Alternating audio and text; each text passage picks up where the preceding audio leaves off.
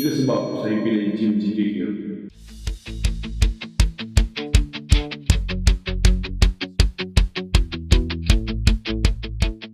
Ramai tanya saya kenapa pakai Jim GK Glove. Nak cerita kenapa aku pilih Jim GK Glove ni.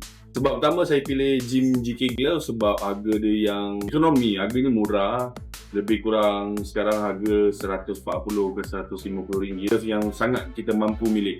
Dengan bentuk, kualiti dengan harga ni memang setanding lah. Memang setanding, sangat berbaloi. Lepas tu dengan keadaan harga yang ekonomi ni sesuai dengan gameplay, kualiti gameplay kita yang Amato. Glove ni tahan lasak, jadi sangat sesuai untuk penggunaan Amato. Lepas tu yang paling diminati oleh saya glove Jim GK ni, bila saya main satu minggu tu mungkin 3 ke 5 game, keadaan glove yang tahan lasak dengan harga yang ekonomi ni berbaloi sangat berbaloi. Sebab kedua kenapa saya pilih Jim GK Glove, keadaan glove yang lasak dia pakai dalam macam-macam cuaca. Contoh bila kita main padang hujan, padang belecah, walaupun padang dalam keadaan kering, glove ni dapat sesuaikan keadaan yang sangat selesa dengan keadaan cuaca yang pelbagai. Kualiti latex dia masih lagi boleh bertahan lamanya. Penggunaan kita kalau minggu 3 atau 5 game, latex ni boleh bertahan hampir setahun. Hampir setahun ke 2 tahun kalau kita pandai jaga keadaan glove ni. Sebab ketiga saya pilih Jim GK Glove. So, owner ataupun seller kepada Jim GK ni sangat ramah.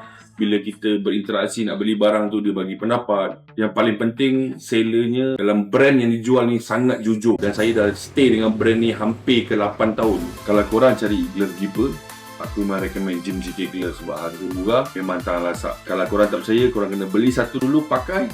Lepas tu baru korang tahu kualiti dia macam mana. Good luck.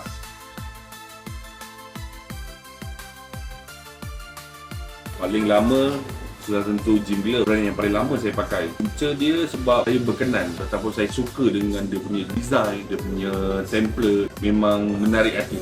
Buat masa ni dah beli 3 pair Jim GK, model H yang putih, lepas tu model H yang hitam. Yang ini Nexus yang paling baru dan keluaran paling terbaru daripada Jim GK. Memang tak rugilah beli ni. Ni mesti orang tanya, dah 8 tahun takkan 3 pasang je, 3 pair je glove yang ada yang tinggal. Kat situ barulah nampak betul dah 8 tahun tinggal 3 je. Yang lain semua peringkat umur glove ni dah habis, buang, dah rosak dan hilang.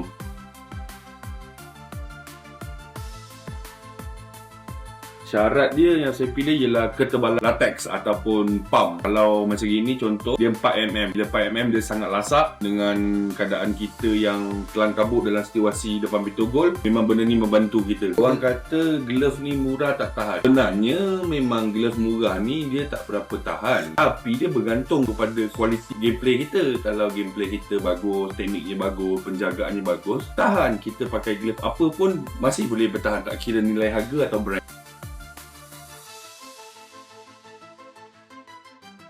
Sekarang saya akan sarung glove ni dan perhatikan.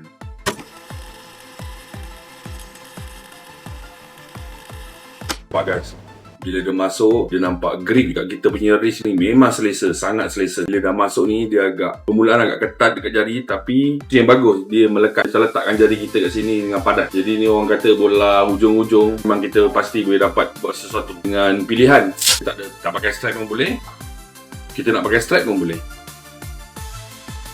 Nampak guys, design cantik, cutting pun selesa. Glove ni tak semesti untuk kita yang orang biasa sebab Jim GK pun ada setengah keeper profesional pun pakai dalam Liga Malaysia. Dan diorang juga mengakui yang glove ni pun ada kualiti tersendiri. Vamos, Jim GK.